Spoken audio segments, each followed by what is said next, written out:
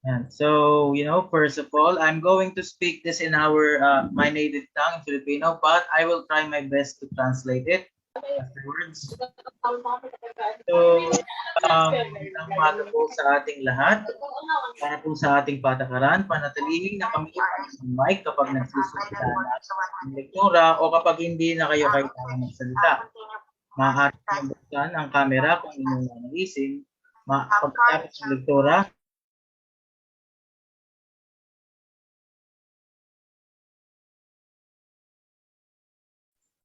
oh my God, nakamute pala ako, sorry. Panatilihing nakamute ang inyong mic kapag nagsisimula na ang lektura o kapag kayo na ang kailangan magsalita. Maaari ninyong buksan ang camera kung inyong nanaisin. Pagkatapos ng lektura, maaaring makilahok sa malayang talakayan. Maaari mong pindutin ang raise hand upang magtawag ng tagapagpadaloy.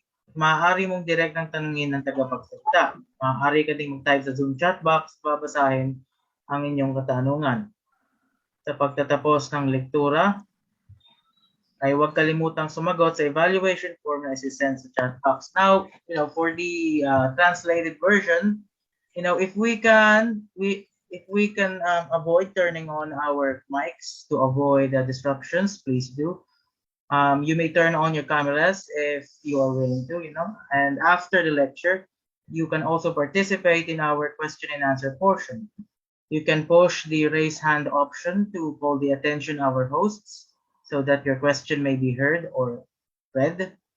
And speaking of which, you may also send your questions in our Zoom chat box for our hosts so that our hosts can read them. After the lecture, do not forget to answer the evaluation form that will be sent in the chat box. Now, moving on to our next part of the program. Go. Before we start, I would like to confirm if Miss Sarah is still in the room. Ayan, okay na, sorry. Medyo nawawala. Mapagpalayang araw sa ating lahat and welcome to the Activity Week program with the team. Kamustahan, pagtalakay sa kalagayan ng iba't ibang sektor ng Pilipinas. Presented by CLSU, Malayang Samahan ng Agham Palipunan. I'm Sergio Noymanias, your host. And I am Aaron Jun Pahardo, and I'm also your host for today. Now, the program highlights the Sustainable Development Goals that covers the issue on economic growth, life on land, and peace and justice. In today's lecture, we will address the issue on attaining peace and justice within our society, which is a very important matter and is, of course, a fundamental right to know by our fellow citizenry to guide them to achieve and live in a peaceful, progressive, and organized society.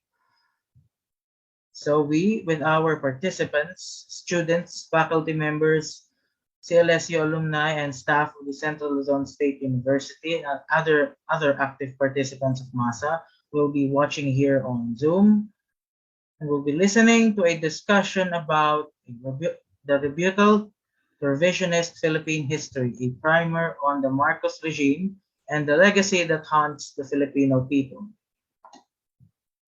Ayan, good morning po sa ating lahat, ano? And now to start our program, let's call on Angel Cañadido to lead the prayer followed by our national anthem.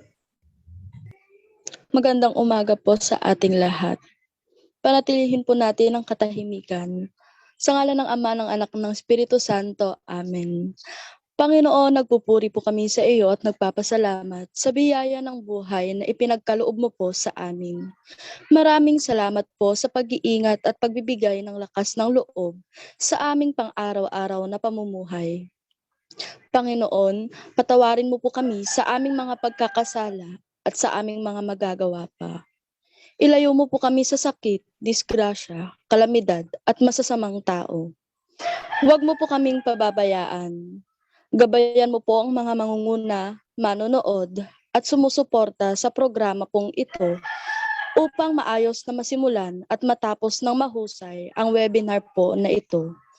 Ito lamang po ang aming samot dalangin sa matamis na pangalan ni Jesus na aming Panginoon. Amen. Sa ngalan ng Ama, ng Anak, ng Espiritu Santo. Amen. Muli po, magandang umaga po. And thank you for that prayer, Miss Angel. And now, To formally welcome us to the program, may we call on the advisor of MASA, Ma'am Faye Abang. Ma'am?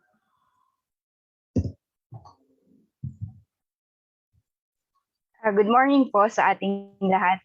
Magandang umaga po sa ating lahat at kay Attorney Smith, magandang gabi po sa inyo. At ito po yung panahon upang ang mga kulay natin na dinadala papunta sa eleksyon ay mapalitan po ng pagbubukas ng ating isipan sa kung ano po yung nangyayari sa ating lipunan. So nawa po ay ito po ay maging daan, yung aktibidad na ito, upang maging tulong po sa ating, upang makialam po sa ating kasaysayan. At hindi po tayo magsalita ng walang basehan na galing sa ating kasaysayan. Nawa po ay makita natin na magkaroon tayo ng kalinawan po sa webinar na ito, na sa gitna ng mundong madyoha ay merong gomburza na nagpapakita ng katotohanan na dapat nating pag-aralan at kapulutan ng aral po. At nawa po ay ang webinar na ito ay makatulong din sa atin upang ang kasaysayan ay kapulutan natin ng kaalaman upang magkaroon to lagi ng saysay sa ating kasalukuyan at sa ating hinaharap. Nawa po ang ginawa na itong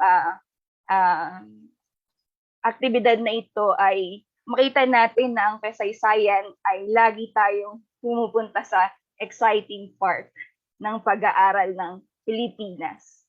So muli po, maraming salamat po sa lahat ng dumahok sa webinar na ito. Nawa po ay magkaroon tayo ng isang bukas na pag-iisip lagi sa pagtunghay po sa isang lekturang makabuluhan, at nawa po ay maganda din po ang inyong kalagayan ngayon at isang mapagpalayang araw po sa ating lahat. Ayan. Maraming salamat po, Ma'am Faye, for that inspiring message. And before we start the discussion, let us know more about our speaker for today.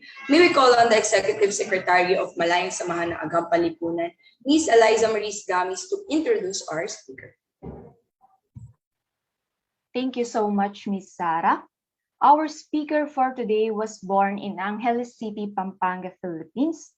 From an early age, she exhibited both academic and extracurricular excellence, graduating valedictorian of her Holy Family Academy and high school class in 1978. She was awarded the UP Government Scholarship at the University of the Philippines, Diliman, Quezon City, where she graduated magna cum laude and Bachelor of Arts in Political Science in 1981. At the UP College of Law, she was a Justice Alex Reyes Scholar, graduated with a Bachelor of Law among the top 10 of her class that earned her at the Dean's Medal for Academic Excellence. She then practiced law as an associate counsel and became the only female attorney in the 25-lawyer legal department of San Miguel Corporation. After a few years of law practice, she attended the University of Michigan of Law, where she attained her Master of Law in 1997. She is now an award-winning Filipino-American author, published in fiction, poetry, and nonfiction, who writes about the Filipino diaspora and immigrant experience and the shared historical and cultural heritage of the Filipinos and Americans. Among her literary works are the award-winning novel Faith Healer, Warrior Heart, Pilgrim's Soul, An Immigrant's Journey, her debut literary historical novel entitled The Thomasites, that will be published and released by Orange Blossom Publishing on April 11, 2023. She lived most of her Philippine life during the Marcos regime, possessed with independence of mind since childhood. Likewise, blessed with a talent for public speaking, and she became a champion high school orator. She also became chair of the newly organized Kabataang Barangay and speak at a student congress. Her UP College years were the catalyst for her development into philosophical thinker and social justice advocate. For it was then that she was able to fully witness, study, and understand the breadth and depth of Marcos corruption, atrocities, and injustices. She also won a seat at the College of Arts and Social Science Student Council, which required her to frequently speak in student assemblies and rallies, thus further honing her speech and writing skills. She put her talent for public speaking to good service by delivering passionate speech aimed at awakening her fellow Filipinos to the lies in corruption. She helped organize the first big student rally during martial law before the Ministry of Education in Intramuros, where she was standby speaker.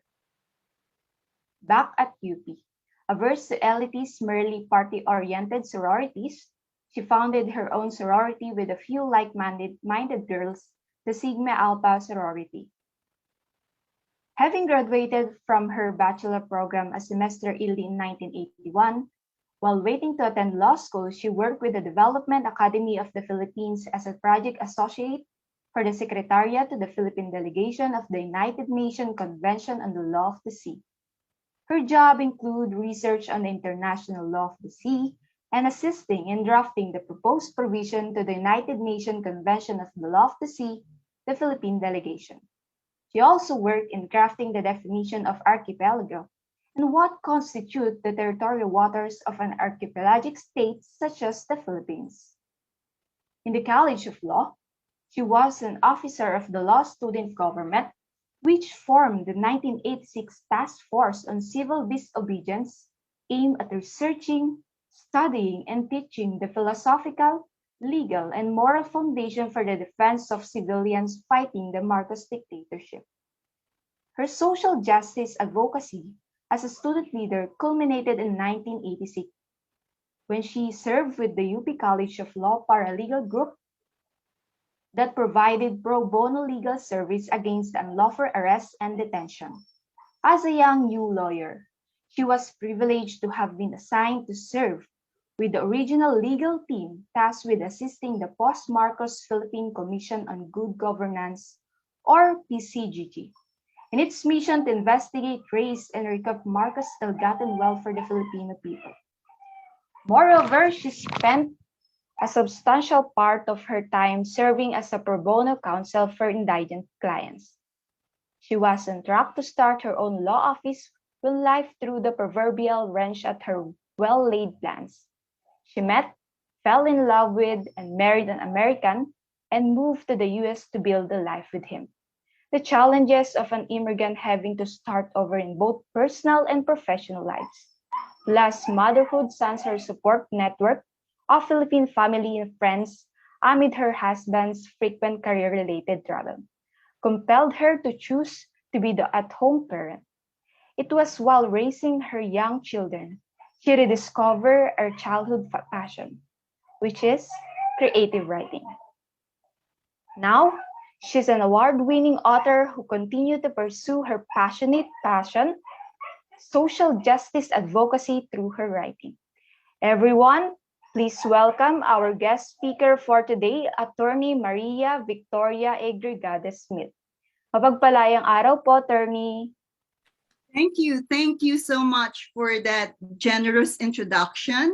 And I just wanted to make one slight clarification. I did not become a chairman of the Kabatang Barangay. Amy Marcos wanted me to be a national and regional officer for the Kabatang Barangay, but I turned it down. So that's just an important detail I had to mention. So anyway, I guess let's just dig right into it. Before everything, magandang umaga po sa inyong lahat, lalo na mga kababayan sa Pilipinas. And because I'm half Kapampangan and half Bicolano, allow me to greet my kabalens, Maya Payabak po, kaya kayungan ken, no? And sa mga kaparehas kong mga Bicolano, marhay na aga sa Indogabos. To everyone else in the world, good morning, good afternoon, and good evening, wherever you are. And I'm going to try to start sharing my slides now and tell me if none of you are seeing it. And maybe we could, there. Is everyone seeing that? Yes, okay naman po. Okay. And how is my audio? Am I coming out clear? No, the audio is okay naman po. Okay, great. So the antique map on our title slide here is the 1635 India Quake Orientalis Dictur et Insulae Adiacentes, which was a map published in 1642 in Amsterdam by Willem Blow. This map shows the unnamed Spratlys as being part of the Philippine Islands already as early as that. There's an earlier map, in fact, the 1630 Indiae Orientalis Nova Descriptio, published in 1630 in Amsterdam by Jan Johansson. How are these two early maps relevant to our webinar lecture today? I'll explain more later, but for now, suffice it to state that this map shows the unnamed Spratlys as part of Las Islas Filipinas as early as 1630. Now, here's what you could all expect from this lecture. Number one, a review of true, fact-based, unspun Marcos regime history. Number two, a Marcos Money Laundering 101 crash course. Three, a brief discussion of the issues relating to the Hague ruling in favor of the Philippines' territorial rights over the West Philippine Sea versus China. And finally, what one might expect in a BBM presidency. So we have a lot to cover. Thus, please forgive me for speaking mostly in English today to facilitate faster delivery of my lecture. In this lecture, you'll notice two themes repeating themselves. Number one is the difference between law and morality. What is legal is not necessarily moral, and vice versa. What is moral is not always expressed in the law. Number two, political equality is trumped by economic inequality. Political inequality between individual citizens or among sovereign states is at best a theoretical democratic ideal that immediately reveals itself as a policy in the face of acute economic inequality. Those who were able to attend or watch my CLSU webinar last month will understand this from my discussion on the differences between political and economic systems. The greatest challenge of 21st century democracies is how to achieve greater economic equality among individual citizens nationally and among nation states internationally, while likewise addressing the global climate and environmental crisis. In a rapidly changing world where fundamental resources become more scarce because of global warming, it is the poor who will bear the brunt of these radical changes. Under such circumstances, the demands of political and economic justice are inextricably linked with climate justice. Meanwhile, the continued extreme polarization between rich and poor that has marked late-stage global capitalism has given rise to worldwide popularity and power of strongman-style authoritarian regimes. Why? Because human nature tends to find comfort, albeit delusional, in such regimes' stereotypical yet hypocritical peace and order message at times of great destabilization. The Philippines is a microscopic example of this global trend. Such is the context in which I see the nostalgia for authoritarianism that manifested itself in the Philippines with the election of Rodrigo Duterte. Now, as our review of history would suggest, Duterte was merely the planted herald for the return to the helm of power by the ultimate conveyors of Philippine authoritarianism, the Marcoses. Yet, if there's anything the Duterte regime has shown, it's that authoritarianism does not necessarily bring peace and order. What it does produce is fear, which scares people into seeming submissiveness and silence.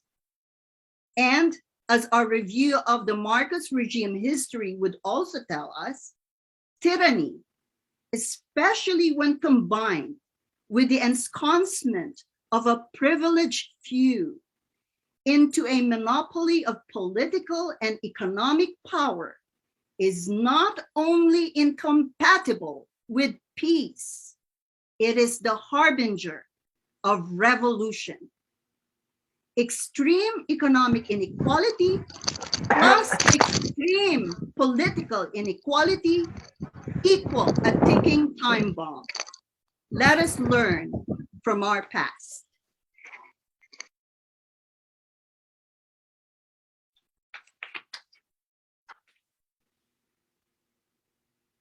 Okay, so in the CLSU webinar last month, some of you asked me, well, attorney, how do you know if it's fake news?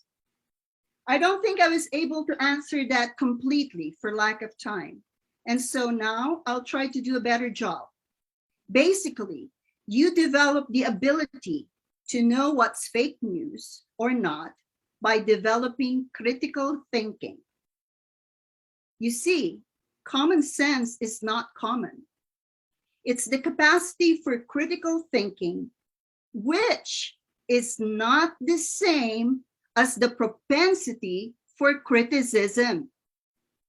Mga Pinoy, masyado tayong critical. We criticize each other, but the way we criticize each other is not the proper technique to critique a situation in order to produce a productive discussion.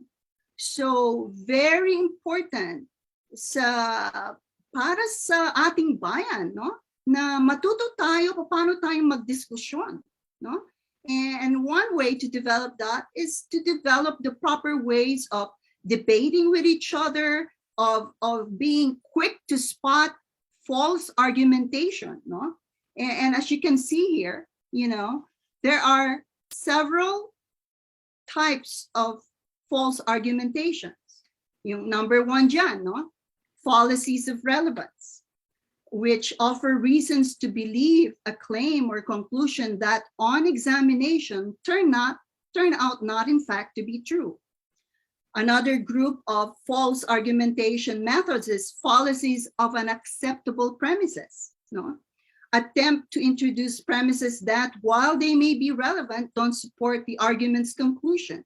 And number three is formal fallacies. They're false not because of their content, which means because of what they say, but because of their form or structure. Any argument with these forms or structures will be invalid no matter what content we put into them. Imagine mathematics, okay? Yung mga formal policies, you can see them in a mathematical equation, and if they don't add up, hindi logical yan, That's why I say, if there's just one kind of education you must get, I say it's in the liberal arts. Why? Because it's the fundamental education that teaches you how to become a complete human being. What do I mean by this? To be a complete human being? Well, just take a look at medical doctors who have horrible bedside manners. Those who only know how to treat the body but are clueless on the healing of the mind and soul. And then the worst, lawyers who have no sense of morals or ethics, who will do anything and everything that the law allows them to do, even if the ultimate result of it is enabling bad people to do bad things, all for the right price. Remember what I said about the difference between law and morality. In recent years, the liberal arts have been under attack as useless courses. Why? Some say they're a waste of money since they don't prepare you for a bankable trade or profession, meaning they say there's no money in it. You could guess who's attacking them, the liberal arts. Those who want to deny you the education that would give you the wisdom to see through lies and deception to what they're doing to the world in the name of profit. Thus, I say, go get yourselves a liberal arts education, and then, if you must, seek training in a specialized trade or profession. After that, you could maintain your mind by continuing to read widely, including good multicultural literature, and staying informed on current events through reliable news sources. You see, wisdom is not simply knowledge. It is learning from the past, insight, and discernment. Insight is acquired from a habit of self-examination, reflection, and meditation.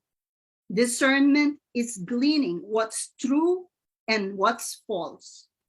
Finally, we're going to, nakita niyo yung mga different groups of false argumentation, no?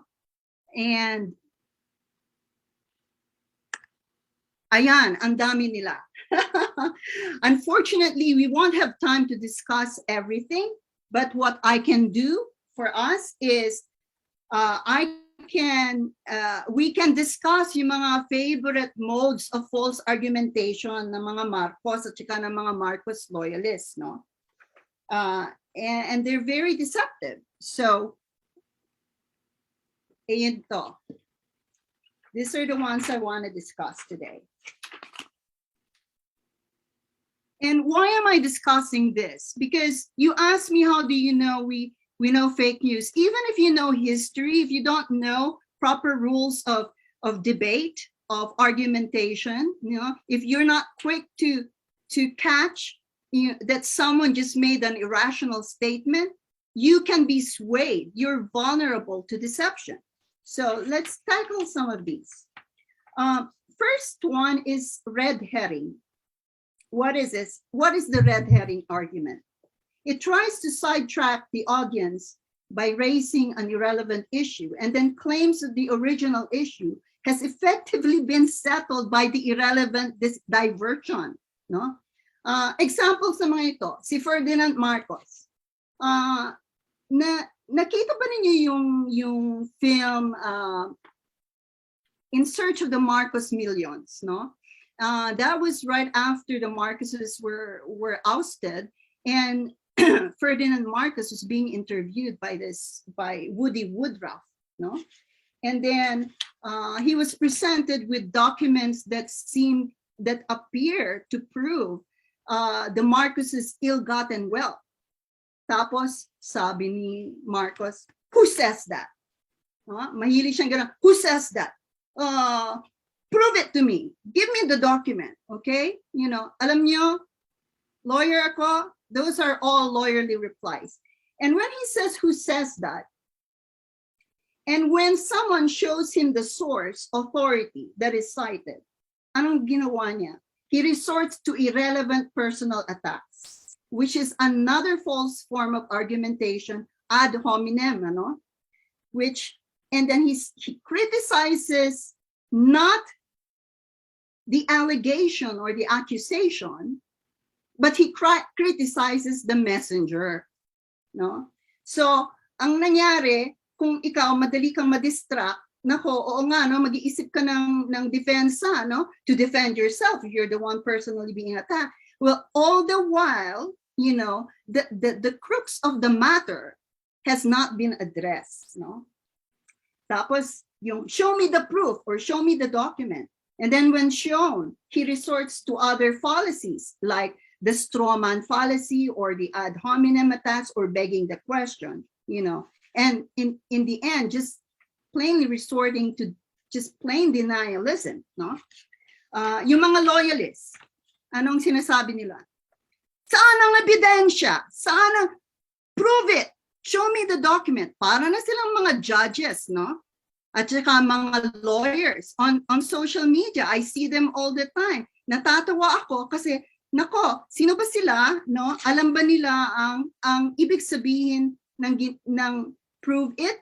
Well, the proof is all over them, but they refuse to recognize it, no? And ang tactic na yon, pag sinabing prove it, lalo na kung nasa Facebook kayo, may kausap kayong loyalist, o sabihin niya sa inyo, prove it.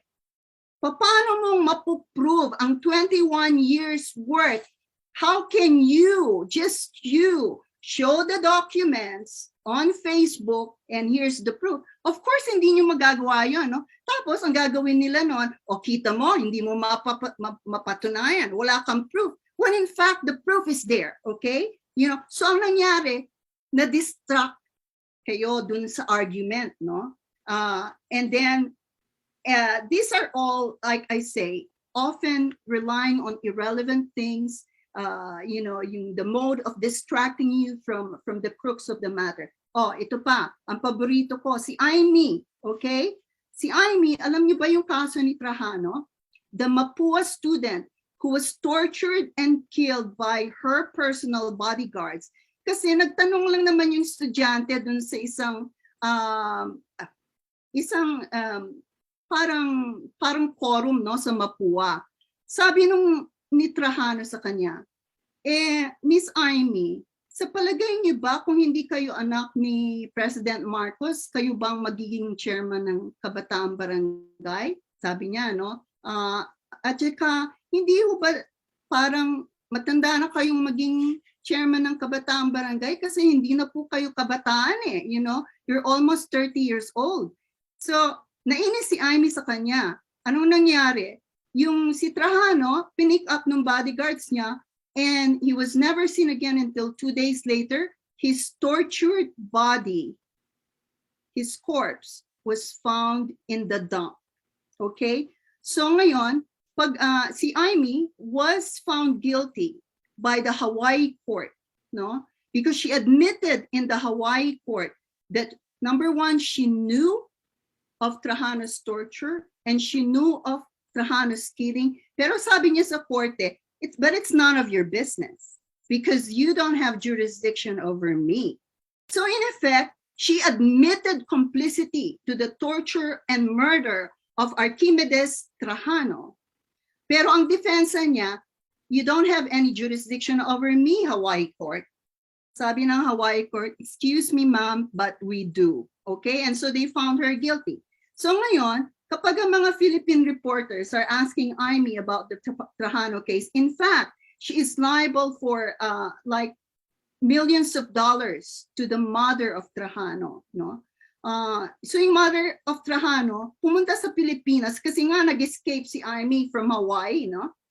She went back to that's why all the Marcoses had to come back to the Philippines kasi they're all indicted in the US courts. They couldn't stay there anymore, no? They had to escape liability by where? Coming to the Philippines of all places. Masyado naman mabait yung presidente natin, hindi ko na may mention dahil ayokong sabihin nyo na ad hominem nyo ako na ako'y makadilaw, no? Pinayagan silang bumalik, no? So, yung mother ni Trajano,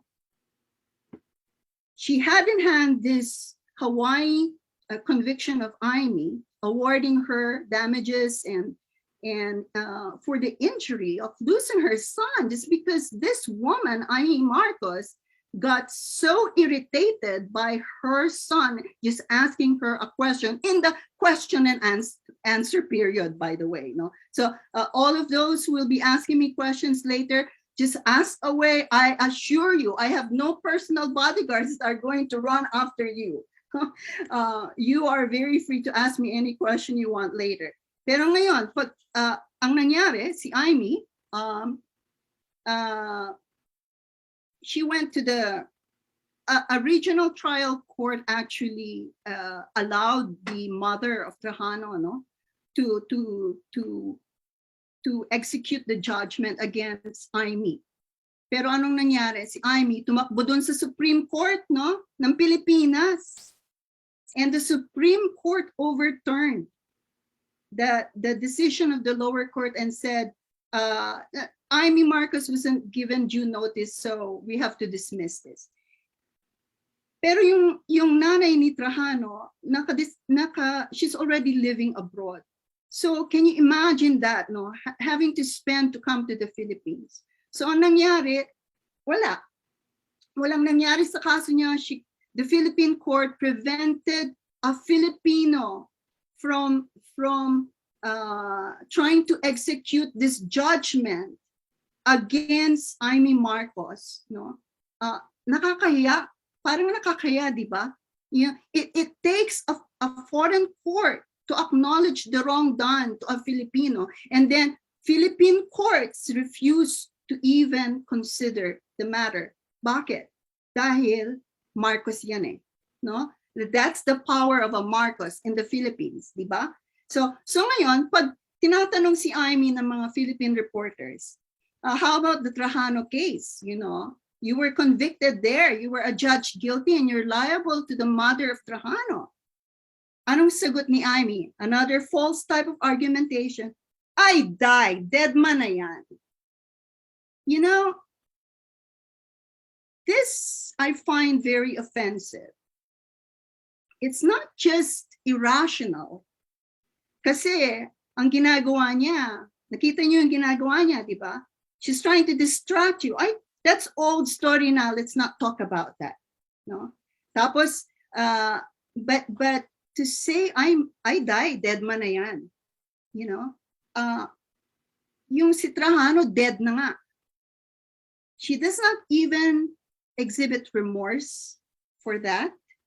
You know, she's very dismissive about it, you know, and in a way it's working, you know, because if you don't talk about it, then people will not know. But today, I will let you know all the details that I can give to you about all these cases about the Marcoses. Tapos, if she's asked, si Bongbong at si Amy, no, all the Marcoses, if they're asked about their ill-gotten wealth, graft and corruption, and human rights atrocities under their father's regime, anong sinasabi nila? Si Amy, that's water under the bridge. Millennials just want to move on. So let's move on. This is what you call a gratuitous and self-serving argument. No court, no sane court will accept it. And many millennials, I'm glad to see, have since scolded her that she's not allowed to speak for them. Okay, let's talk about the strawman fallacy. It distorts or caricatures an opponent's arguments or views and then attacks the weakened version rather than the real argument. You know, it kind of recalls a person who's grasping at straws, you know. Na yun lang kaya niyang that's the only thing that he can take on, straws, not the real person or not the real problem, just grasping at straws, you know. So si Ferdinand Marcos, ano example niyan? Sabi niya dun sa interview niya kay Woody Woodruff, am I that stupid to do that? No? Kasi sinabihan siya na, Mr. Marcos, you know, they found all these documents in Malacanang showing that you have all of these Swiss bank accounts, no? And then he said, do you think I'm that stupid to leave papers like that? Well, in fact, he was.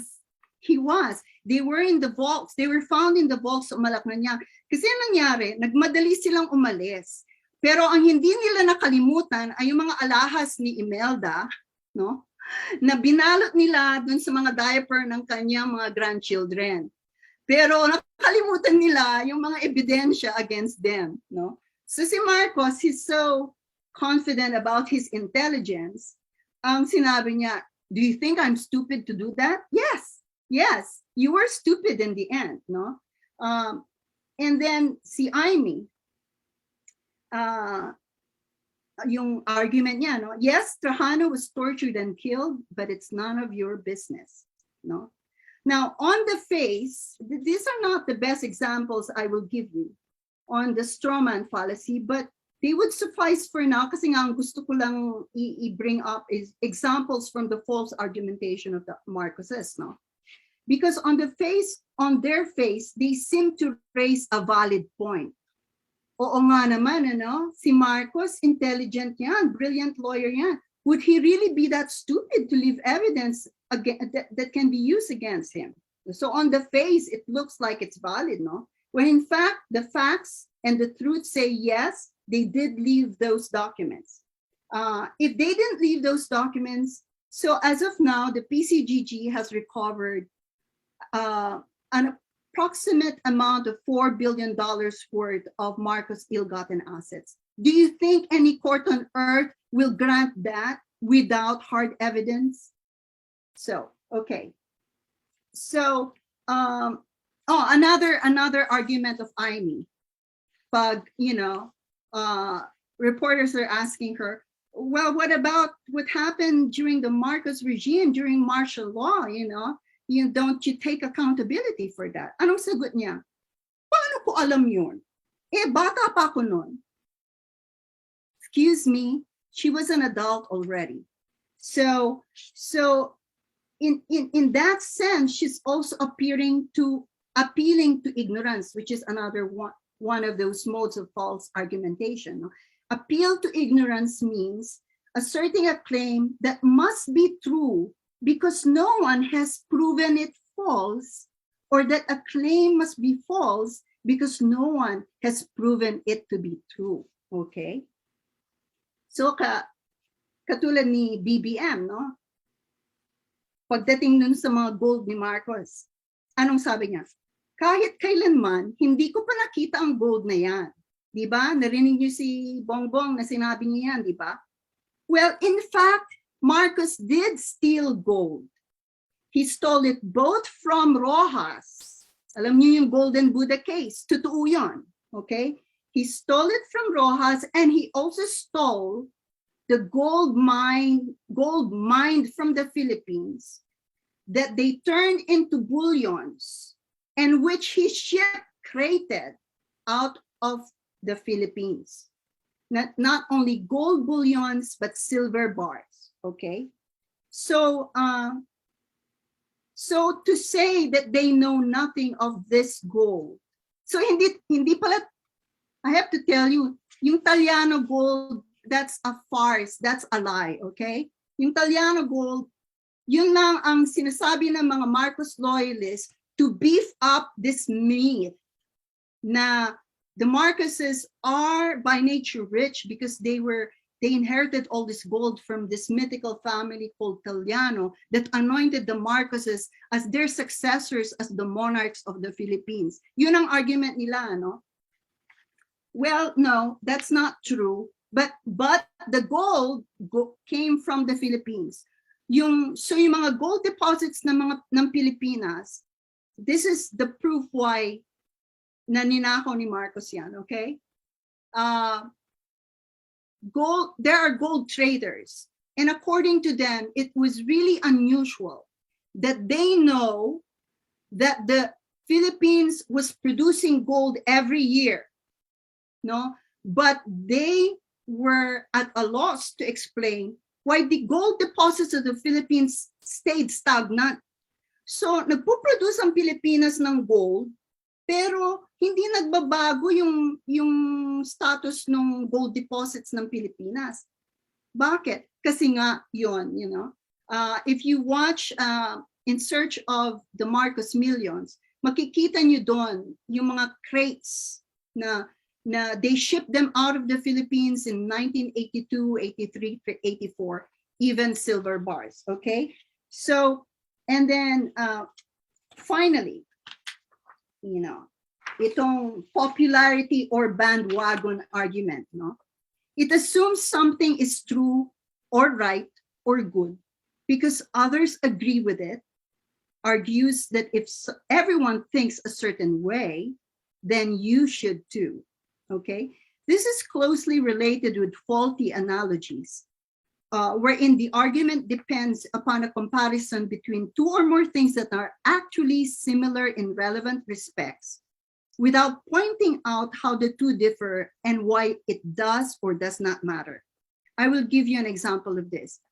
Very recently, I saw a social media post, no, ng mga Marcos loyalists. Sabi nila, good people are blessed by God. The Marcoses appear very blessed and enjoy big, happy families. Therefore, the Marcoses are blessed by God and must be deemed anointed to be our country's rightful leaders. Wow, right? This may also be considered a hasty generalization, which draws a general conclusion from a sample that is biased or too small. For one thing, we all differ in our views on what is a good person, di ba? The criterion that one should appear materially blessed and have a big, happy family to be considered a good person is belied by the fact that for every seemingly blessed person who is good, there are an equal number of people who are in unfortunate or tragic circumstances without their fault and yet are also good people. Kung maniniwala kayo sa kasabihang iyan, ibig sabihin, naniniwala rin kayo na ang mga masang Pilipino na patuloy pa rin naghihirap ay mga masasamang tao. At ang mga Marcos na parang umaasenso pa kahit na maraming mga pruweba ng kanilang masasamang gawain sa sambayanan ay ang mga mabubuting tao. Tama ba yun? And then there's the appeal to hypocrisy, no? Which is rejecting an argument because the person advancing it fails to practice what he or she preaches. This is similar to the fallacy argument, which is inferring that merely because an argument contains a fallacy, its conclusion must be false. Closely related rin dito yung false dilemma or false dichotomy argument, which presents limited options, typically by focusing on two extremes, when in fact more possibilities exist.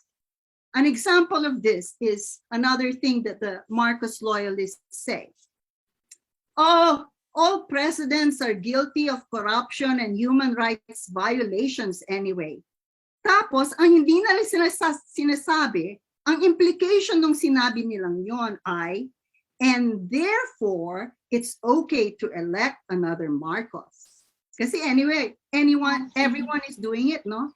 So, or the other version, everyone who becomes a government officer anyway steals. So, anong implication nun? And therefore, ang hindi nila vocalize, but which is in fact implied by that statement, and therefore, it's okay to steal. You know, it's okay for our government officers to steal. Begging the question, si BBM, sabi niya, wala namang na-prove eh. Our family is a victim of fake news eh. It begs the question, why? Because it already assumes the very argument it seeks to win by as true. Ano yun? Yung ano yung ina-assume niya? Na wala namang na-prove. Well, he's wrong in that. That should not be assumed in the argument because that's completely false. And that all bad news raw about the Marcoses are fake news. Well, is that true? No, it's still false. So he attempts to win by an assumption that he hasn't proven. Yun ang ibig sabihin ng begging the question. Tapos, fallacy, okay? Inferring that merely because an argument contains a fallacy, its conclusion must be false. At saka, this is also related with hasty generalization. Perfect example, BBM says, I was cheated out of the vice presidency. The Philippine Supreme Court said in Marcos versus Robredo that although BBM alleged certain frauds and that cheating was committed, he failed to specify all the concrete details required by the election law, or he failed to substantiate them. No? Pero si BBM naman, but we have proof of instances of irregularity. So anong ginawa niya? Nag-present siya ng affidavits ng mga tao, ordinary people. Like someone alleged, oh, I got to vote even after the polls were supposedly closed. Or someone said, I saw someone, pre-shading ballots. And then another person said, oh, we were made to wait so long that I got tired. Therefore, I went home and I didn't get to vote.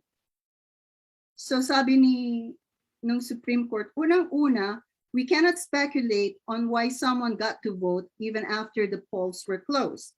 Secondly, yung nakakita nung merong nag-appreciate ng ballots, did they also see that those ballots were actually put into the voting machine? Hindi na-prove ni Bongbong yan. Pangatlo, the person who just got tired of waiting so long, so he went home and he didn't get to vote, hindi kasalanan yon ng Pilipinas o ng COMELEC na yung tao ay nainis at umuwi at hindi na nag-vote, no? So what happened here was Bongbong was trying to argue that there was a failure of elections and that therefore new elections must be called for the vice presidency. This is so wrong on so many levels, no? Because number one, it assumes substantiality of proofs, which the Supreme Court said he failed to do. So hasty generalization yan, no? Number two, he assumes satisfaction of the law's requirements, which is begging the question, okay? He's assuming that the Supreme Court should already accept an allegation he makes, and that's how he was trying to win the case. Sabi ng Supreme Court, excuse me, we beg the question. You have to prove what you're assuming. Pangatlo, sabi ng Supreme Court, just because there are instances of alleged cheating, even if proven, it does not mean there was a failure of elections. Ito yung fallacy argument. Tapos, inconsistency. Bakit? Kung si Bongbong ay naniniwala that there was a failure of election, bakit ang gusto niya ay special elections lang for the vice president? Bakit hindi niya sinama si Duterte doon? So if you're arguing the whole elections was rotten, pero no, you can keep Duterte's election as president, but mine, since I didn't win, we have to have a special election. Okay, yun yung fallacy argument. Okay, all right, so we will get to the next slide.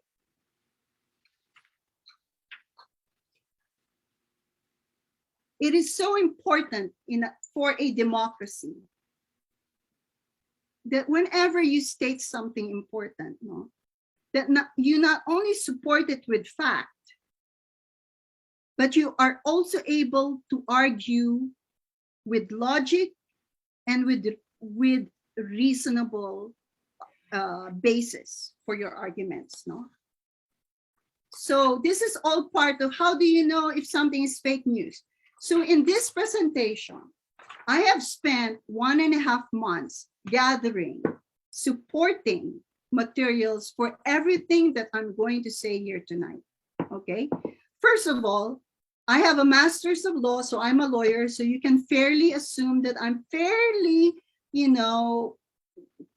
competent in the law, Number two, I support all my statements tonight with 32 plus, legal rules, the Constitution, and national and international judicial decisions, conventions and treaties, international conventions and treaties. There are 6 main books and scholarly papers I have also relied upon.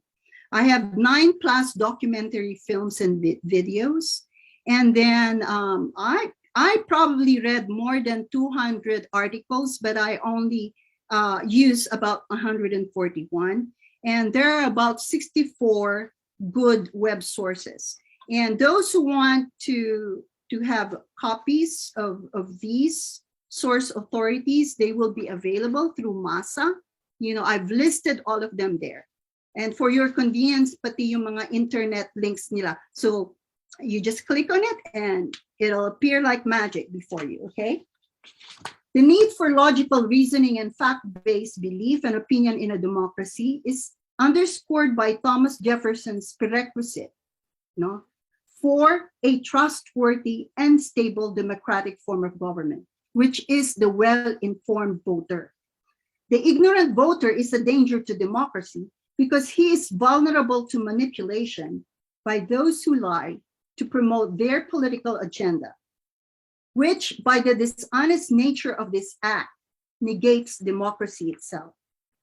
While everyone is certainly entitled to their own opinion, due to democracy's respect for freedom of expression, not everyone's opinion is equal to everyone else's. For as we have already seen in our little mini logics lesson, 2 slides ago, there are right ways and there are wrong ways of thinking. No? In 2016, during the early phase of the Duterte presidential campaign, I was blown over by 2 things. Number 1, that Duterte was even a strong contender because, as I recall, his father was a Marcos supporter or crony, mini crony lang, mini. Sabi ko sa aking sarili, paano nangyari na ang known Marcos crony family na yan ay good contender na ngayon for the Philippine presidency? Secondly, I was scandalized to see younger Filipinos vehemently denying what to me and my generation were publicly known, proven, and inarguable truths about the abuses and atrocities of the absolutely corrupt Marcos regime. Now, of course, we understand why. The Duterte and the Marcos camps were a team. Although Duterte tried in vain to hide it at first and put forth himself as his own man, lending himself to look like he's this macho guy. No? Ngayon, alam na natin na siya ay machunurin lamang sa mga Marcos. As Duterte himself admitted, he is beholden to the Marcoses because they supported and funded his presidential campaign. Now we also understand how Duterte was able to afford his army of trolls spreading disinformation and fake news, just as I've seen it happen here in the US with Trump. I was completely flabbergasted by the realization that to younger Filipinos, the Marcos era was a rosy picture. I was deeply bothered by how this may have happened. It was as though my kababayans were brainwashed or suffering from large-scale amnesia. Has anyone watched the documentary Kingmaker? Ang iba sa inyo, you've watched that, di ba? Yes, we did. Okay. Ano ang sinabi ng mga middle school or high school Filipino kids nung tinanong sila ng documentarian, what do you know of the Marcos years? Ito ang mga sagot nila. Mas orderly po at disiplinado tayo noon. Mas prosperous po tayo noon. Mas maganda ang Pilipinas. Uy, golden years po yun. Golden years. That's what blew my mind the most. Knowing what I know about the Marcos regime, I felt so sick to my stomach. I winced and writhed with physical pain and almost vomited. And thus, what did I do? What do I do when I'm bothered by something? I researched. I wanted to know and understand how and why this abomination happened. So this is what I came up with. All right.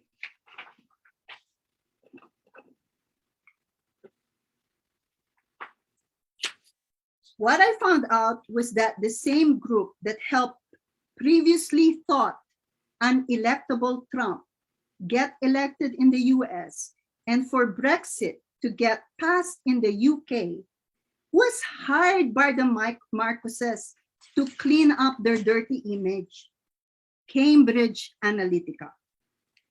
This was confirmed by Brittany Nicole Kaser, the former business development director of Cambridge Analytica, a data analytics firm which collapsed after details of its misuse of Facebook data became public. So I'll let Brittany herself tell you how the Marcoses turned to Cambridge Analytica and avail of what it masterfully did for Trump and Brexit to help the Marcoses clean up their image and thereby reclaim power in the Philippines.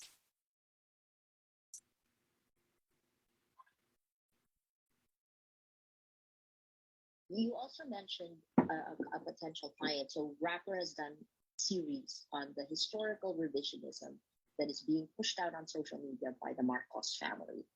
Ferdinand Marcos, a dictator, he declared martial law in 1972 and he was in power for 21 years. His son, Bongbong Marcos, ran for vice president in the 2016 elections. And we have chronicled how they have shifted and convinced people that the Marcoses are really, really good people. I mean, it's this, have you seen, you said you saw things going through historical revisionism at this scale. We have a lot of reports on this. What can you say about that? So we had a request straight from Bongbong Marcos to do family rebranding.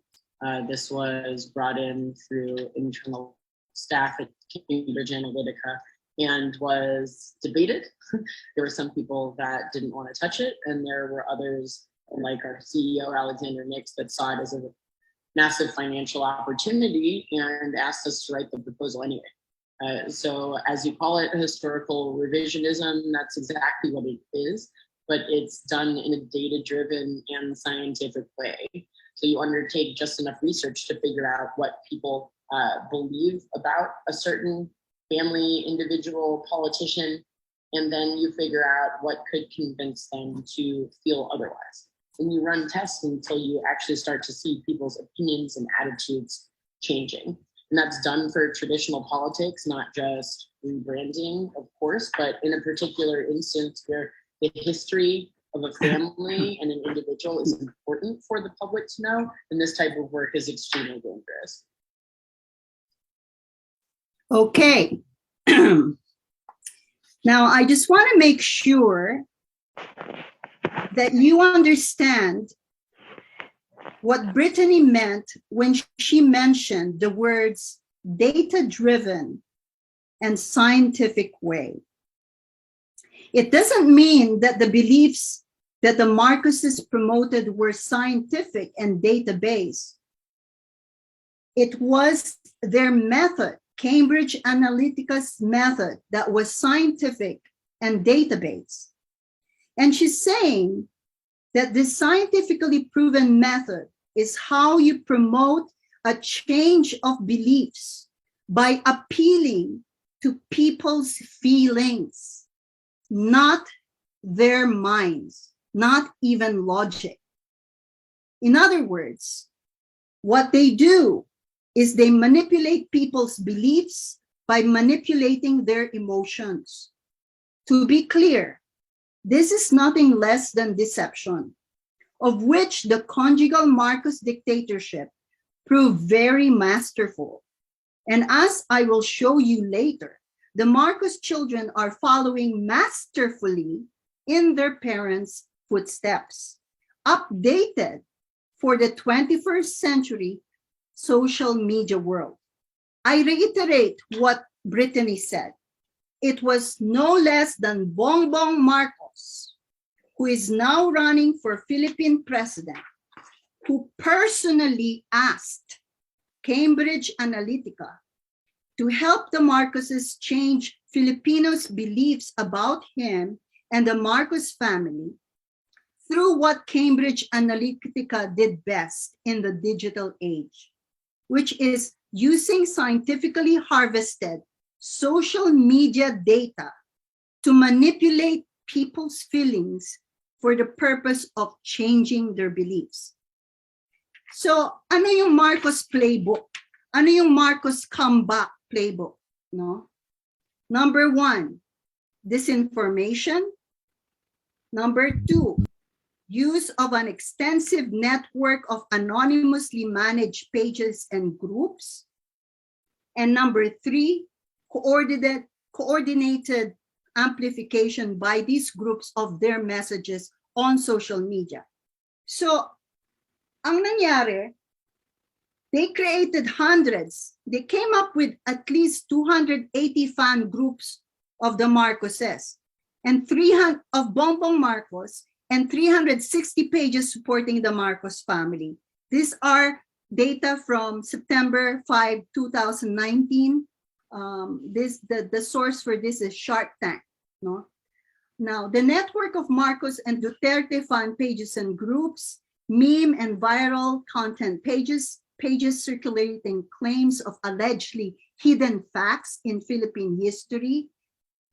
Look, if it's history, it shouldn't be hidden. So if someone's telling you, I know a hidden fact of Philippine history, please, huwag kayong maniwala. Yun na yung red flag na sabihin sa inyo, hindi totoo yung sasabihin niya, okay? And then also pages attacking and undermining mainstream media. And also the setting up of personal accounts and pages managed by key social media influencers known for staunchly defending President Duterte and the Marcoses and Duterte's administration's policies took part in that campaign. Tapos, kung kunwari nag-post yung isang group, ang gagawin ng mga ibang groups, they're going to repost it, share it, and they're going to amplify it. Yun ang ibig sabihin ng coordinated amplification. Alam niyo to, di ba? Kung miyembro kayo ng Facebook o Twitter o Instagram, you know how this works, right? You know. So these are all the hallmarks of a typical Cambridge Analytica campaign of disinformation and revisionism. And this, to me, now has explained how the Marcoses succeeded in changing what used to be fact-based beliefs of Filipinos about the Marcos regime into the complete opposite of the truth. And this, ladies and gentlemen, is how you trick your own people yet again in the digital age. The Marcos children are applying current technology to achieve what their parents did by brute force. They are one and the same thing, although their methods are different. It's all the same. It's called deception. And in a way, you could even say the Marcos children's way is more sinister because people don't even realize they're being fooled or manipulated, because the power of social media precisely is in misleading people to believe they arrive at their opinions voluntarily. They don't see how they were manipulated into arriving at what they believe. They think that those beliefs of theirs are their independent beliefs, and therefore they will passionately defend those opinions as though such were the exercise of no less than free will itself and the freedom of expression. No? So that was how I came up with why many young Filipinos believe completely different from what we believe or what we know as truth. Those of us who lived under the Marcos regime. So let's discuss, anong ibig sabihin nitong historical revisionism, which is, by the way, some historians insist that what the Marcoses are doing should not be conflated with historical revisionism, which is a broader term that extends to newly evidenced, fairly reasoned academic reinterpretations of history. Indeed, what the Marcoses are doing go beyond mere historical revisionism. What they are promoting is historical denialism or negationism, which is the falsification or distortion of the historical record, not just tweaking or twisting it in order to promote their propaganda or their social or political agenda. So this information is lying, plain and simple. This information is lying. It is lying by, number one, completely lying. Number two, partly lying, which means telling only part of the truth. And number three, twisting the truth. At bakit problema to? No? Bakit problema itong historical denialism at revisionism? We've already mentioned quite a few times that ignorance is dangerous to democracy. Why? Because the foundation of democracy is the vote of the electorate, tayo. No? So one vote, one person. So each person gets to be heard. But what if that person is ignorant or doesn't know the truth, and they're easily manipulated to decide in another way because of historical denialism and revisionism? Kaya nga sabi ni Thomas Jefferson, one of the founding fathers of American democracy, on which is based Philippine democracy, by the way. Most of our laws, even our constitution, our criminal laws, were practically copied word for word from the American Constitution at some point in time. And many of the criminal laws now still are, the word for word version of American criminal law. Yung civil law, medyo iba yan. Kasi yung civil law natin, it's patterned more after the Spaniards' civil law system. Yung American law kasi, ang tawag dyan tort system. Now, I can go on and discuss that, but that's not our point tonight. What I want to say is even Plato, Plato was Greek, who was in Greece, and Greece is the cradle of democracy, of humanity's democracy. Sabi niya, democracy descends into tyranny and anarchy when ignorant or misinformed voters are fooled into electing rulers who are merely motivated by power and personal gain.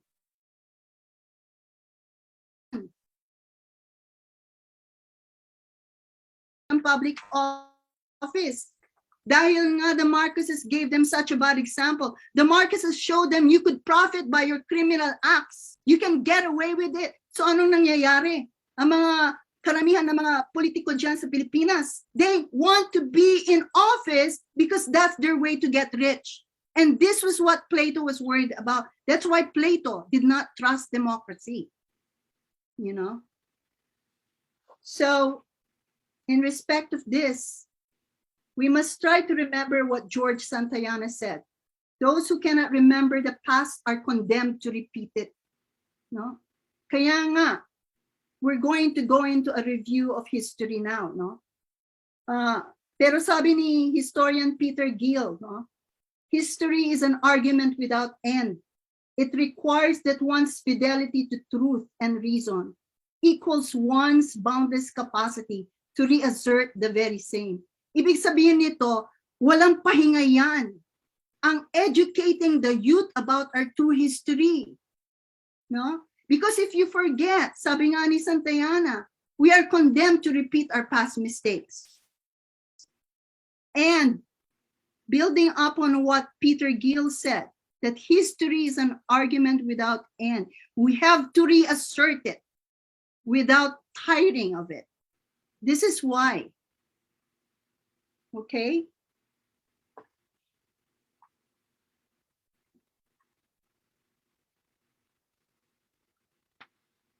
Merong isang author na Filipino na ang pangalan niya ay si Mijares, no? And he used to be the Ferdinand Marcos's media czar, in fact, no? Pero nakonsensya siya. So ang nangyari, tumakbo siya sa US, nag-defect siya sa US, and he wrote this book, no? The Conjugal Dictatorship of Ferdinand and Imelda Marcos. No? And he says in his foreword kung bakit niya isinulat yung librong ito. Ano? Sabi niya, this book is unfinished. The Filipino people will finish it for me. The sense of urgency in finishing this work was goaded by the thought that Marcos does not have eternal life and that the Filipino people are of unimaginable forgiving posture. I thought that if I did not perpetuate this work for posterity, Marcos might unduly benefit from a Laurelian statement that when a man dies, the virtues of his past are magnified and his faults are reduced to molehills. No? This is a tragic story of a father and son. Kasi, ang nangyari sa kanila, itong si Mijares, isinulat nga niya itong librong ito, no? Tapos si Marcos tried to bribe him several times, $100,000, etc. Iba't ibang taong pinapunta niya kay Mijares doon sa States na wag niyang i-publish yung librong ito at saka wag siyang mag-testify doon sa US Congress about the Marcoses. Pero si Mijares nga, you know, he was very remorseful of his part in martial law, no? He was the original fake news creator. So, as an atonement, he wrote this book and he published it. So anong nangyari? The year after that, the corpse of his 16-year-old son, Luis Boyat Mijares, was found in a dump outside Manila. His face was almost unrecognizable. His eyeballs were gouged out and hanging, and his skull was cracked. His nails were pulled out. His hands and his feet were crushed. His genitals were mutilated. And his, excuse me, kasi nanay din ako, ano? Iniisip ko lang na pag nangyari yun sa anak ko, no? And his bare chest of this 16-year-old boy, no, was perforated by multiple ice pick stab wounds. Si Boyet was abducted, tortured, and killed because his father wrote this book. Parang tulad ni Trajano na tinorture at pinatay din kasi nainis lang si Imis pa niya. Ito ang katotohanan ng mga Marcos. Hindi ito mga myths or fables. Ito ang mga tunay na tao na namatay. Kasi kayo, iba sa inyo, na ayaw maniwala, hindi pa kasi kayo, you didn't live under a dictatorship. No? So you're very cavalier in believing the Marcoses. Oh, that's not true. Oh, it's not been proven. The truth and the proof is all around you. But you refuse to see it. So I will make you see it tonight. Pagpasensya na lang ninyo ako. Kasi nga sabi ko, inay din ako, no? Naisip ko lang kung nangyari yun sa anak ko. No? 16 years old lang yung bata. No? High school lang yun eh. No? Tapos, hindi lang yun ang nangyari sa kanila. Yung tatay niya, si Mijares, no? He was last seen in the company of Colonel Ver. Kilala niyo yun si Fabian Ver? Si Fabian Ver was the henchman of Marcos. No? Talagang die-hard na loyalista yan. Kahit anong iuutos ni Marcos, gagawin ng tao yun. He was famous for saying that even if my commander-in-chief orders me to fall from a 40-story building, I will obey it. Ganoon siyang kaloyal. So itong si Mijares, he was taken from the United States, last seen in the company of Colonel Ver in Guam, and he was never seen again. So he was declared legally dead years later. And according to the family, the descendants of Mijares, it suggests that later evidence given to his wife, the mother of Boyet, the wife of Tibo Mijares, suggests that Mijares was made to watch while his son was being tortured. Imagine that. I want you to keep that visual image in mind. When you look at Bongbong Marcos with his soft-spoken words, deny there were no atrocities under his father's regime. Remember that image.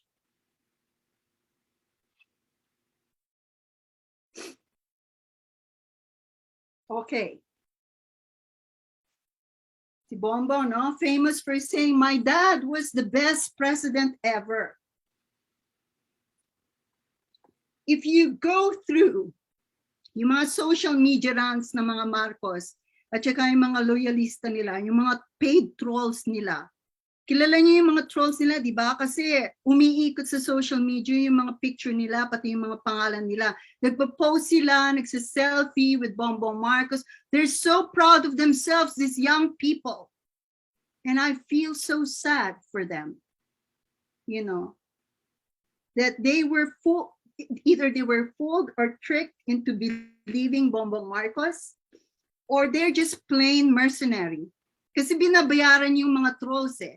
But it's like a profession now, di ba? These are the 4 major themes of the Marcos program of historical denialism and revisionism. The Marcos regime was the golden age of the Philippines. Yan, number 1 yon. Tapos, meron pang iba na, with the Bible in hand, sabi nila, should the sins of the father visit upon the children, particularly the son. Kala mo, God is behind them when they're speaking like that, di ba? Tapos, Ferdinand Marcos Sr. was the greatest president the Philippines ever had. And then finally, that Bongbong Marcos will be a great leader like his father and will unite and lead Filipinos into a new golden age of peace, progress, and prosperity. Ang gaganda, no? Ang gaganda ng mga message, no? Kaya lang, problema, hindi totoo, no? So Mijares' fear has come true, di ba? For what we've seen in the Philippines, and very much in display right now during the election cycle, is exactly what he warned about in the foreword of his book. I will repeat it. The Filipino people are of unimaginable forgiving posture. When a man dies, the virtues of his past are magnified and his faults are reduced to molehills. So my mission tonight is to remind you, nakabaligtaran yan. The Marcoses' faults are not just molehills. They are Mount Everest itself, no? And that whatever goodness are in them is goodness devoted to their own self-interest. It's as if I feel that the ghosts of the Marcos regime, yung lahat na pinatay, tinorture, yung mga nawala, yung mga na-disappeared during Marcos regime are haunting us now. These ghosts are warning us against a Marcos comeback. For note what many Filipinos seem to believe today, no? Nagkatotoo yung sinabi ni Mijares. Kasi nga, Marcoses are taking advantage of the forgiving nature of Filipinos. Filipinos are so religious and compassionate, loving, warm people. And I'm very proud to be a Filipino because of that. Kaya lang, kuminsan, dahil nga masyado tayong forgiving, madali rin tayong makalimot ng katotohanan, no? And we are doing ourselves a disservice by getting fooled once again. Kasi nga, masyado tayong forgiving, no? So, I tell you, there's a time to forgive and a time to forget, but this is not the time, okay? You might also note that there is a almost one-to-one correspondence between what many Filipinos seem to believe and what the Marcoses claim.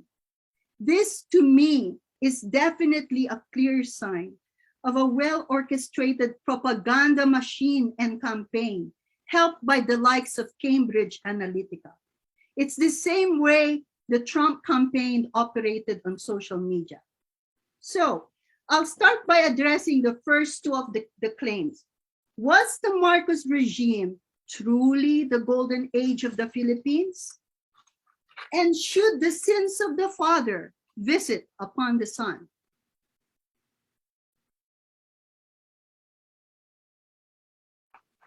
Oh, yan. Yan ang sagot ko sa whether the Marcos regime was truly the golden age of the Philippines. No?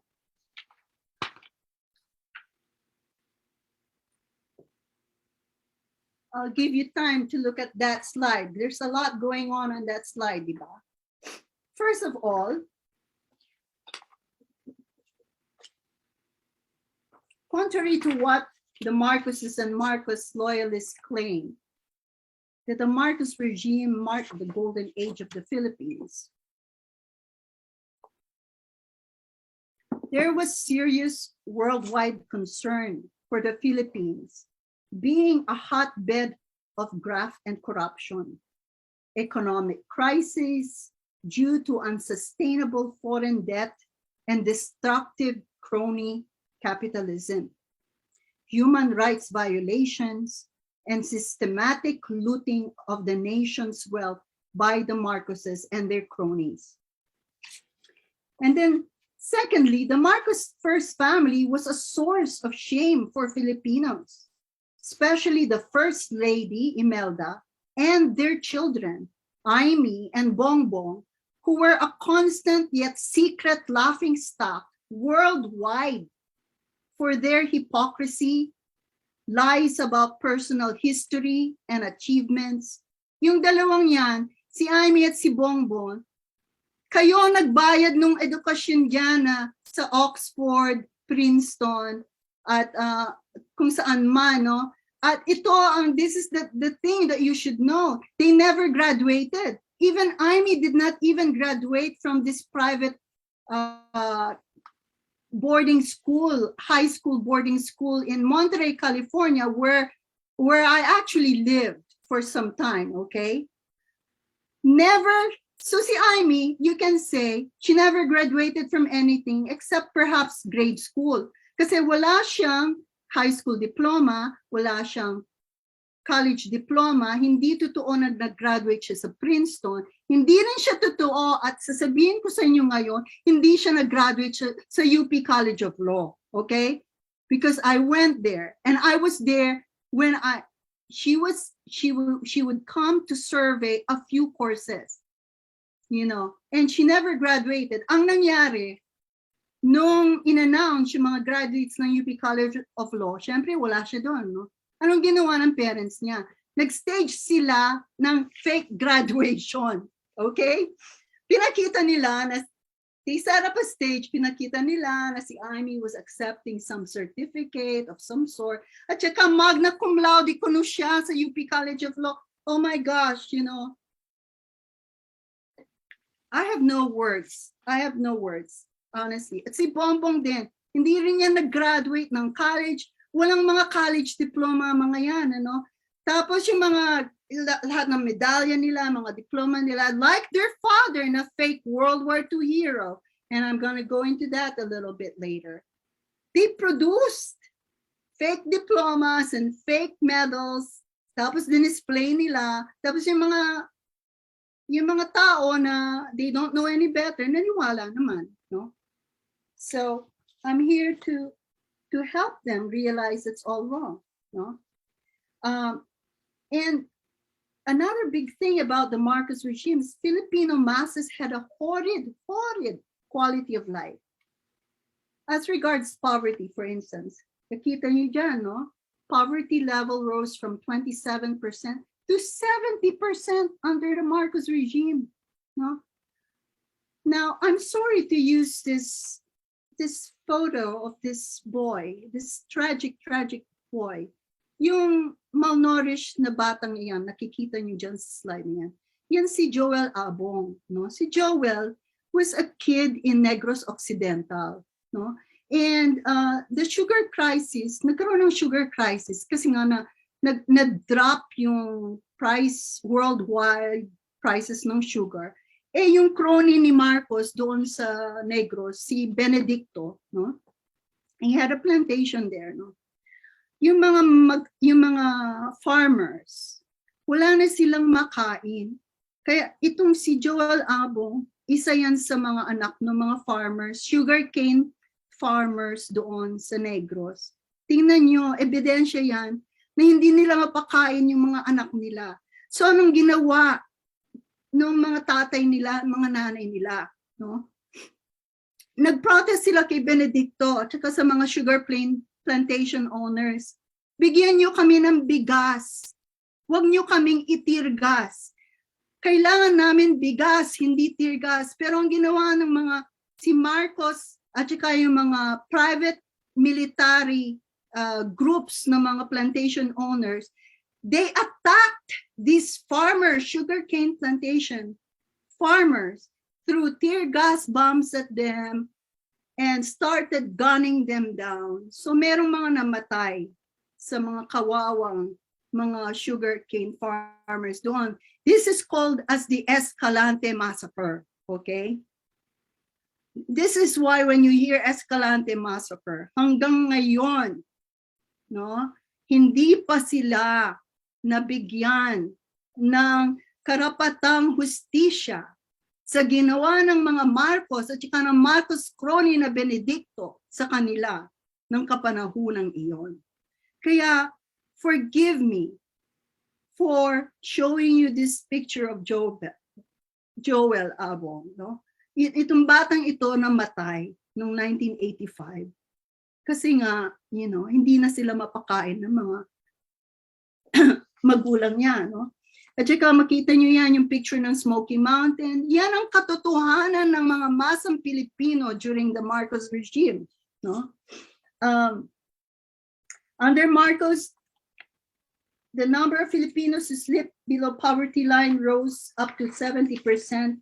The Filipinos who could not meet minimum requirements for shelter and clothing rose from 39% to 48% during the first half. Early part pa ng term ni Marcos, first half of Marcos regime, nangyari na yan. 84.3% of households were poorly fed. Although the Philippines actually had enough resources to feed twice the population. Okay? Tingnan niyo yung grim disparity. We had enough resources to feed our people, pero hindi. Maraming namatay from starvation. Dahil, if you have studied economics, one of the first things you will learn in Econ 11 or Econ 101 is how the capitalists would rather throw away the food than give them for free. Why? Because it affects the price of the food. So, alam niyo yung supply and demand, di ba? You know, kung mababa ang supply at malaki ang demand, di ba? The price will rise.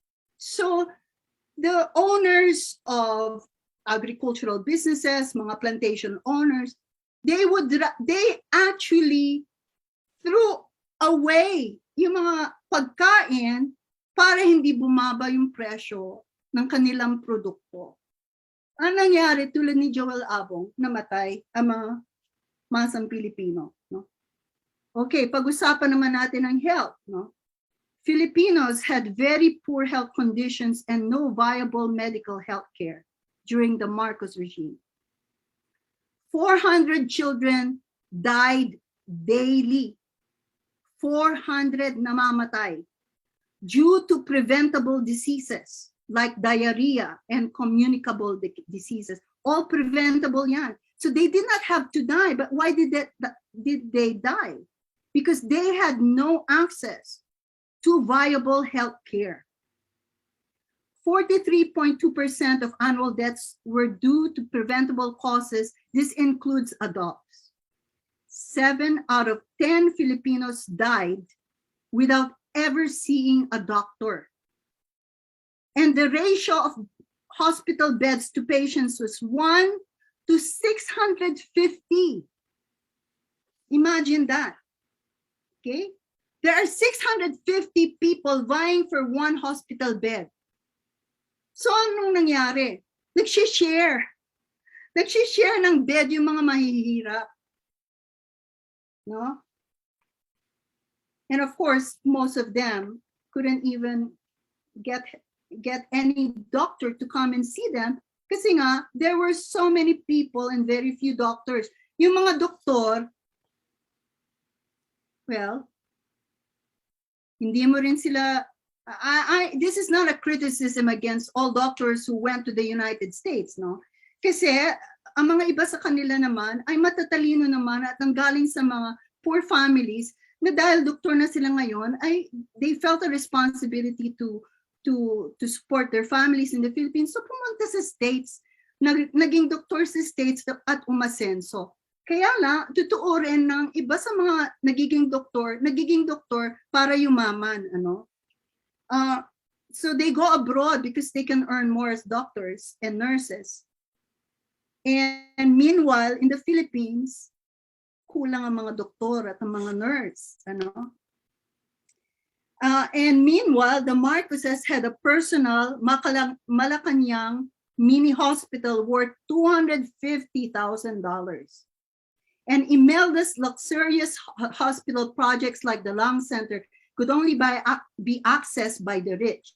For example, in 1986, the Lung Center, yung Lung Center, yan yung isang mga luxurious projects ni Imelda, no? The Lung Center had only one patient.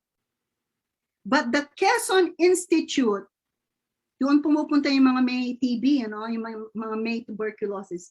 The Quezon Institute had multiple tuberculosis patients sharing beds. Lung Center, one patient. Millions of dollars, tens of millions of dollars were spent, inutang ng Pilipinas for the Lung Center. Isang pasyente noong 1986. TB patients, Quezon Institute, hindi man maka-afford to put everyone in a single bed.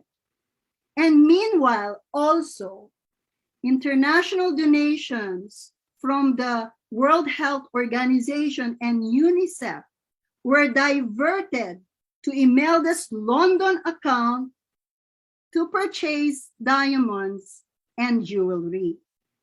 And also, the Minister of Health, Florentino Solon's account was used to purchase several houses around the country, including a beach resort.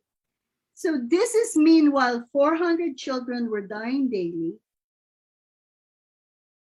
and there was 650 people vying for one hospital bed. Housing, okay. There was no rational nor viable housing program for the poor. 1 in 5 Filipinos living in urban areas were without any decent housing. More Filipinos were displaced out of their homes and lands and became homeless. Why? Because of Imelda's prestige edifice complex projects. Nangyari, si Imelda, pag gusto niyang magpatayo ng isang malaking, napaka-impressive na edifice, sabihin, gusto kong site na to. So anong gagawin nila? palalayasin nila yung mga Pilipino na nakatira dun sa mga lupain na yon para ma-build ni Imelda yung kanyang mga edifice status-oriented projects. No? So anong nangyari dun sa mga taong na-displace? Napunta sila sa Maynila kasi doon daw sila makakakita ng trabaho.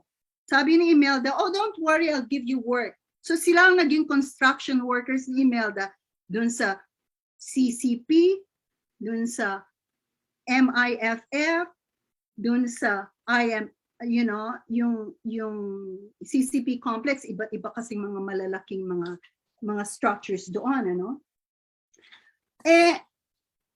Oo nga, nabigyan nga sila ng trabaho as construction workers yung mga sambayan ng Pilipino doon, no? Pero saan sila titira? Hindi naman sila nabigyan ng tirahan ni Imelda. So ang ginawa nila, nagpatayo sila ng mga kubo-kubo. Yan, diyan sa Smoky Mountain, no?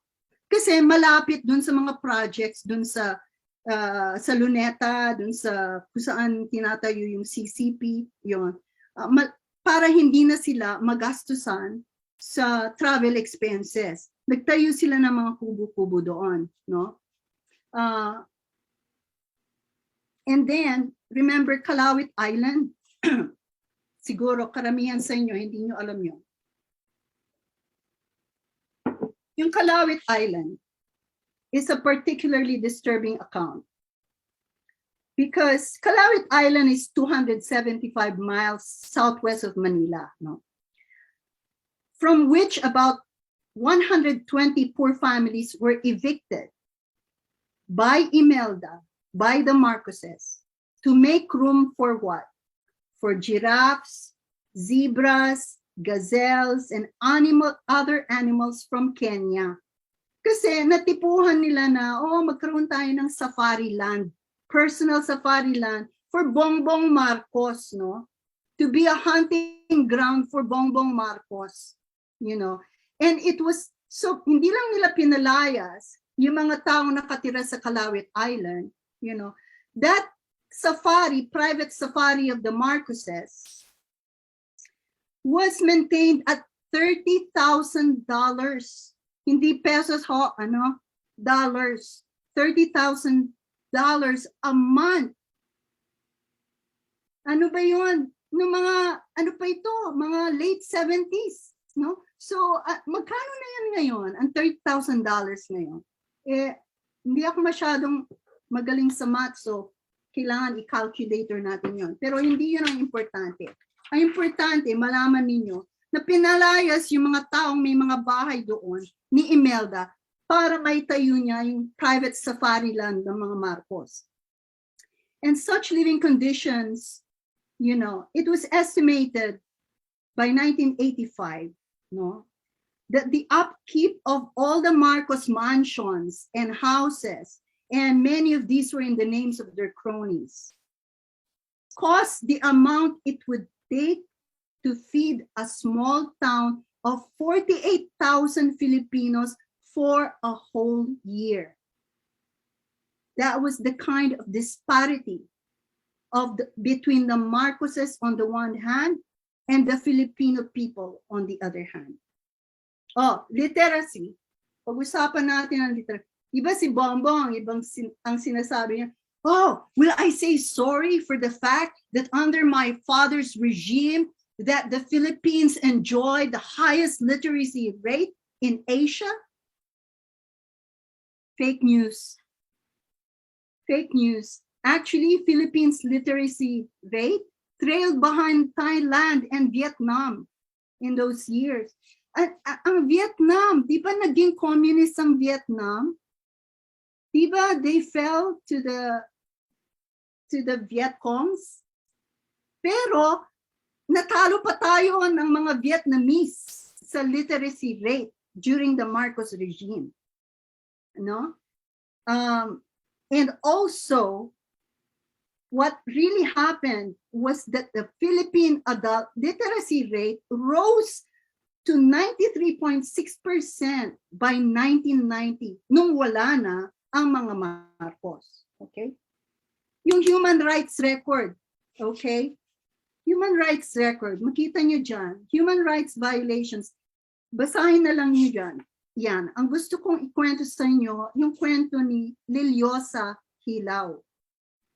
Si Liliosa Hilaw is now, she is the first martyr of martial law. She was a member of a youth group, pero hindi siya makapag-participate sa mga rallies against Marcoses because of her poor health. So instead, kasi communications art student siya, she used her position as editor of Hasik, the paper of the pamantasan ng lungsod ng Manila, to criticize the growing human rights abuses of the government, as well as the widening economic disparity between the rich and the poor, leading to her being labeled as a subversive by the Marcos regime. So red tag siya. Alam niyo yung red tagging, di ba? Ginagawa din yan ni Duterte, di ba? Diba? Ang mga modo ng mga kakampi, hindi kakamping, okay? Hindi kakamping. Yung mga kakampi ng mga Marcos, pare-pareho yan. So na-red tag itong si Liliosa. 23 years old lang itong batang ito. Mag-graduate na sana siya noong 1973. Pero nangyari, pinick up siya ng mga miyembro ng Constabulary Anti-Narcotics Unit who abducted her from her home after they failed to find her brother. 2 days later, she was found dead inside their headquarters, apparently sexually abused and tortured, with the men having poured muriatic acid down her throat to make it appear as if she committed suicide. So she died by asphyxiation. So yun ang effect ng if you drink muriatic acid, Her death created such a backlash, both local and abroad, as people became aware of the excesses of the regime. In her honor, her school awarded her with a posthumous cum laude and left her seat vacant during the graduation ceremony. So yan, those are the realities of the Marcos regime, no? Let's focus more on the economy, no? Kasi this requires a little bit more of a kind of sophisticated exposure to principles of finance and economics. So I'm just gonna try to explain this as simply as possible. Kung anong nangyari, no? Contrary to what the Marcoses and Marcos loyalists allege, the Marcos regime was not the golden age of the Philippine economy. In fact, the Philippines was known as the sick man of Asia. Why? These were the facts, okay? When you combine crony capitalism, alam niyo yung crony capitalism, in-explain ko na yon dun sa webinar ko last month, no? Dun sa CLSU webinar ko. Essentially, simply, crony capitalism is the sequestration of major corporations in vital industries and giving those corporations and those industries to the cronies of the Marcoses, no? So, dun pa lang, if you even have a basic education in economics, alam mo na, mag-fail yon. Bakit? Because in capitalism, the strength of capitalism is competition, di ba? Pero, if you place someone in charge of an industry or a company na wala namang skills or knowledge na karapat-dapat para mamuhunan siya sa ganyang kaimportanteng industriya, no? Ang qualification lang ng taong yon ay kasi malapit siya sa mga Marcos, di syempre mag-fail yung business, di ba? Pero, except that it's also true, there were some very smart technocrats among the Marcos cronies. I will talk about them later, si Cojuangco at si Benedicto, no? Who, they were very smart men in fact. Pero sa karamihan ng mga cronies, hindi sila talaga qualified to head those businesses. So you combine crony capitalism plus excessive borrowing from the international capital markets, which you call foreign debt. So by the end of the Marcos regime, there was $28 billion of foreign debt that the Filipinos have to pay na. No? So you combine crony capitalism and then add government banks bankruptcy. Later, I will show you in my Marcos Money Laundering 101, paano nila ginawa ito specifically. No? Pero suffice to state for now, because of the Marcoses, they looted our government banks. They treated our government banks, which are actually financed by your taxes, Filipinos, okay? The government banks are 99% owned by Filipinos. But the Marcoses used them as their piggy banks. No? They had no sense of separation between personal wealth and public wealth. They treated it the same. They treated the coffers of the central bank. Tingnan niyo nangyari sa central bank. Naging bankrupt ang Central Bank of the Philippines. They actually were in the red for negative $400 million ang deficit nila. Anong ibig sabihin nun? We were bankrupt as a nation, no? Yung DBP, Development Bank of the Philippines, were used by the Marcoses to provide behest loans to their cronies. At what collateral? Hardly any.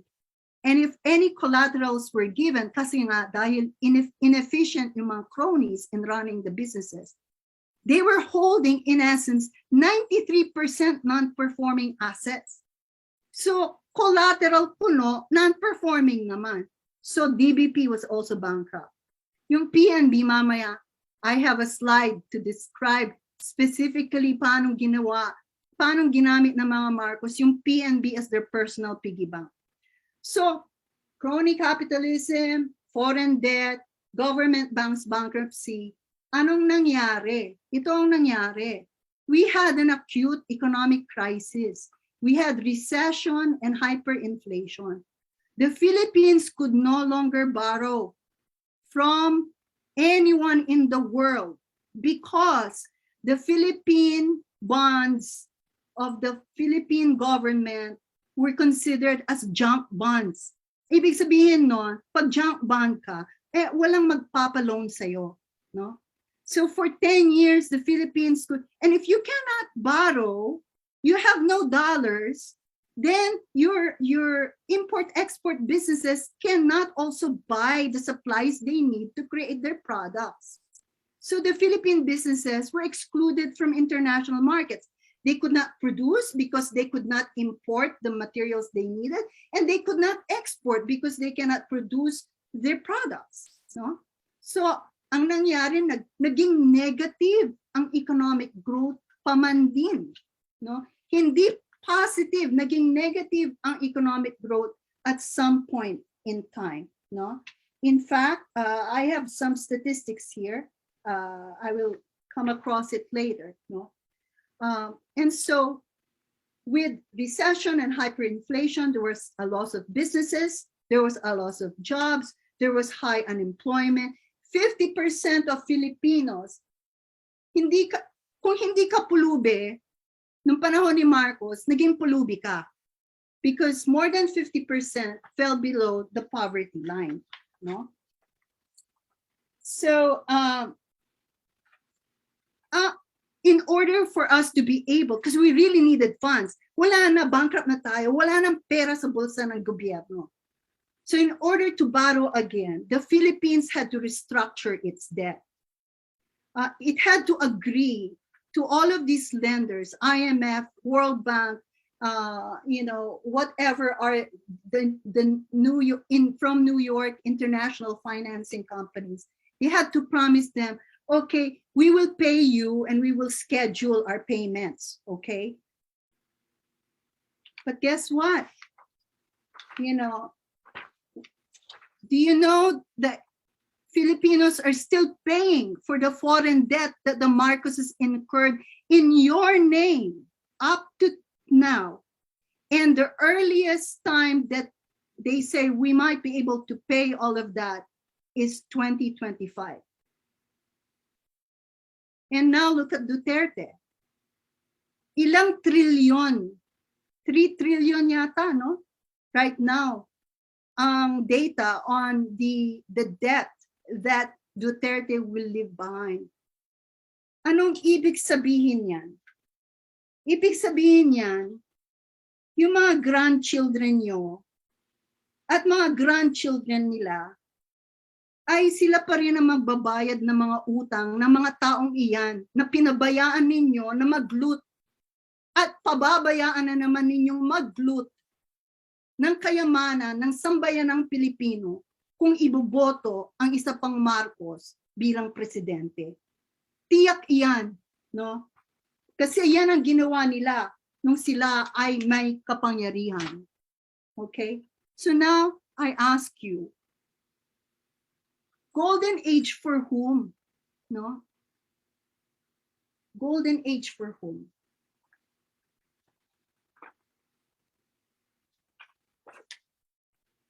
Tingnan niyo ang contrast dyan. No?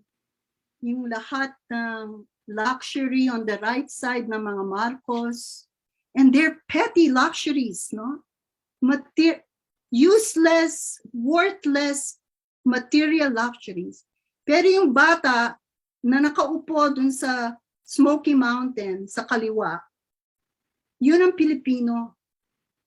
So golden age for whom? Pag sinabihan kayo uli ng mga Marcos, at saka ng mga loyalista nila, golden age for whom? Yun ang isagot niya sa kanila. No?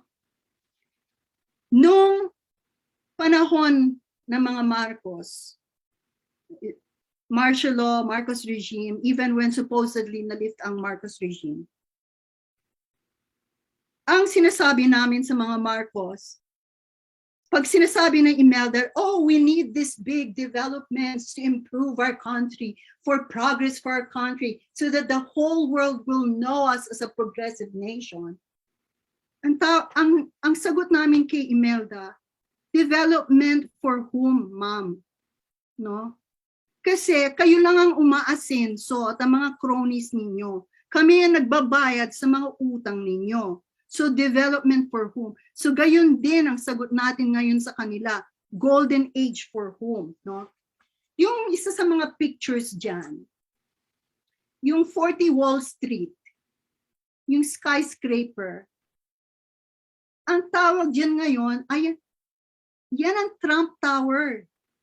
Yan ang Trump Tower. Binili ni Imelda yan. Okay? Sa pamamagitan ng pera ninyo na kinuha sa PNB, no? Kasi ang PNB ang nag-disburse ng mga check payments, no? So that her holding companies can buy the Trump Tower. Hindi pa Trump Tower noon kasi Marcos Tower siya noon, okay?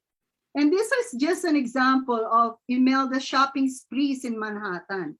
On October 13, 1977, Imelda spent $384,000 buying a platinum bracelet with rubies, 50,000, a diamond bracelet for 50,000, and a pin set with diamonds for $58,000. On November 2, 1977, she spent $450,000 for a gold necklace and bracelet with emeralds, rubies, and diamonds, and $300,000 for a gold pendant with diamonds, rubies, and 39. Okay, I could go on and on, okay?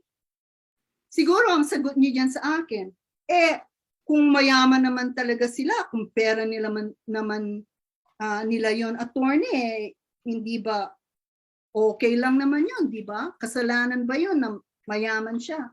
Ang problema nga doon, hindi naman ang kayamanan na yon ay kayamanan ninyo na ginamit niya para mabili niya lahat ng mga royalty type na